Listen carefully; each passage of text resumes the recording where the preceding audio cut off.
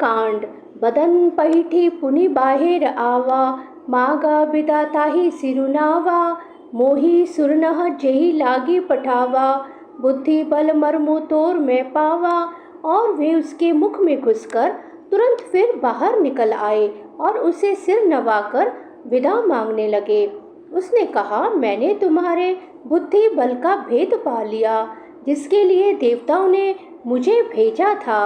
राम काजु सबु करे हुई तुम बल बुद्धि निधान, आशीष देई गई सो हर्षि चलियो हनुमान। तुम श्री रामचंद्र जी का सब कार्य करोगे, क्योंकि तुम बल बुद्धि के भंडार हो। यह आशीर्वाद देकर वह चली गई। तब हनुमान जी हर्षित होकर चले। निशिचरी एक सिंधु महु रही, करी माया नभु के खग गई। जीव जंतु जे गगन उड़ाई, जल बिलो की तिन्ह के परिछाई। समुद्र में एक राक्षसी रहती थी। वह माया करके आकाश में उड़ते हुए पक्षियों को पकड़ लेती थी। आकाश में जो जीव जंतु उड़ा करते थे, वह जल में उनकी परछाई देखकर गई छाह सक सो न उड़ाई। एही विधि सदा गगन चर खाई, सोई छल हनुमान कह कीना। तासु कपटु कपि तुरत ही चीना।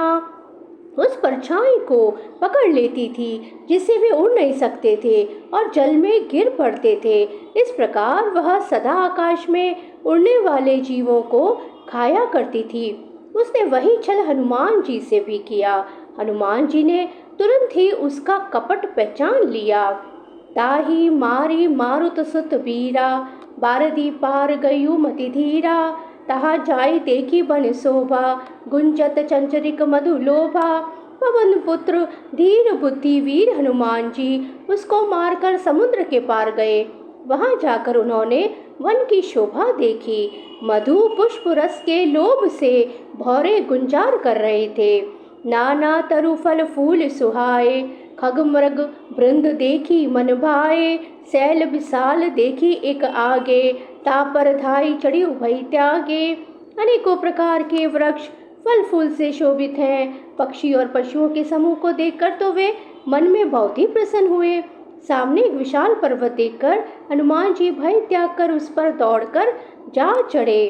उमा न कछु कपि के अधिकाई, प्रभु प्रताप जो काल ही खाई। गिरी पर चढ़ी लंका ते ही देखी, कहीं न जाई अति दुर्ग विशेषी। शिव जी कहते हैं, हे उमा, इसमें वानर हनुमान की कुछ बड़ाई नहीं है। यह प्रभु का प्रताप है, जो काल को भी खा जाता है। पर्वत पर चढ़कर उन्होंने लंका देखी। बहुत ही बड़ा किला है, कुछ कहा नहीं जाता। अति उतंग जल निधि चहुपासा, कनक कोट कर परम प्रकाशा।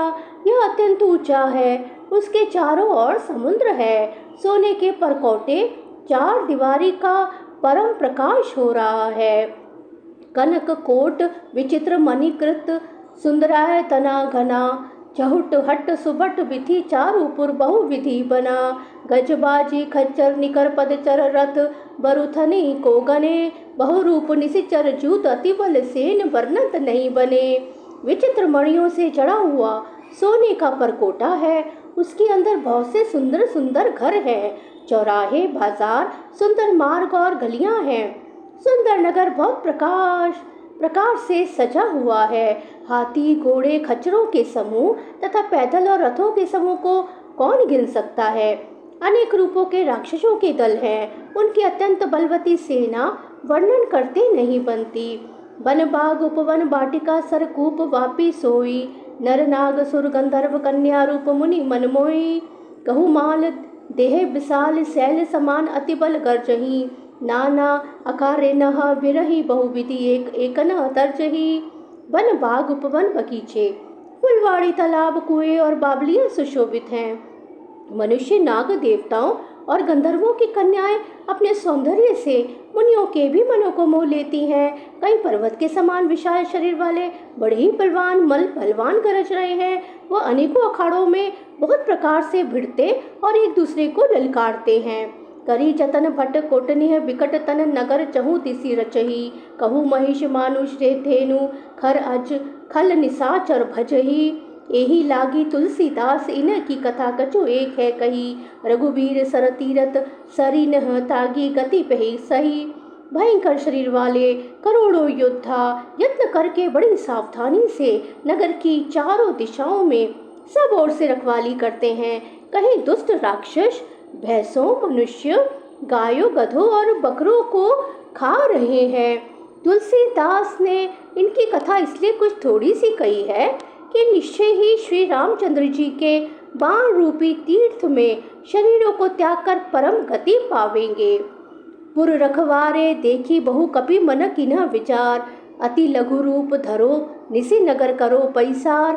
नगर के बहुसंख्यक रखवालों को देखकर हनुमान जी ने मन में विचार किया कि अत्यंत छोटा रूप धरूं और रात के समय नगर में प्रवेश करूं। मसक समान रूप कपि धरी लंकई चलियो सुमिरो नर हरि। नाम लंकनी एक निसी चरी सो कह चले सी मोहि निंदरी। हनुमान जी मच्छर के समान छोटा सा रूप धारण कर नर रूप से लीला करने वाले भगवान श्री रामचंद्र जी का स्मरण करके लंका को चले। लंका के द्वार पर लंकनी नाम की एक राक्षसी रहती थी। वह बोली, मेरा निरादर करके बिना मुझसे पूछे कहाँ चला जा रहा है। जाने ही नहीं मरमु सट मोरा मोर आहार जहाँ लगी चोरा। मुटिका एक महाकपिहनी रुधिर बमत धर निर्धनमणि। हे मूर्ख, तूने मेरा भेद नहीं जाना। जहाँ तक जितने चोर हैं वे सब मेरे आहार हैं। महाकपि हनुमान जी ने एक उसे घुसा मारा जिसे वह खून की उल्टी करती हुई पृथ्वी पर लुढ़क पड़ी। पुनि संभारी उठी सो लंका जोरी पानी कर विनय सशंका। जब रावणी भ्रम भर दीना चलत विरंची कहा मोही चीना। वह लंकनी फिर अपने को संभाल कर उठी और डर के मारे हाथ जोड़कर विनती करने लगी। वह बोली, रावण को जब ब्रह्मा जी ने वर दिया था तब चलते समय उन्होंने मुझे राक्षसों के विनाश की यह पहचान बता दी थी कि विकल होसी ते कपि के मारे। तब जाने सूनी से चर संगारे। तात मोर अति पुण्य बहुता देखियो नयन राम कर दूता। जब तू बंदर के मारने से व्याकुल हो जाए तब तू राक्षसों का संहार हुआ जान लेना। हे तात, मेरे बड़े पुण्य हैं जो मैं श्री रामचंद्र जी के दूत को नेत्रों से देख पाई। तात स्वर्ग अपवर्ग सुख धरिय तुला एक अंग। तूल न ताहि सकल मिली जो सुख लव सतसंग। हे तात, स्वर्ग और मोक्ष के सब सुखों को तराजू के एक पलड़े में रखा जाए तो भी वे सब मिलकर दूसरे पलड़े पर रखे हुए उस सुख के बराबर नहीं हो सकते जो लव क्षण मात्र के सत्संग से होता है।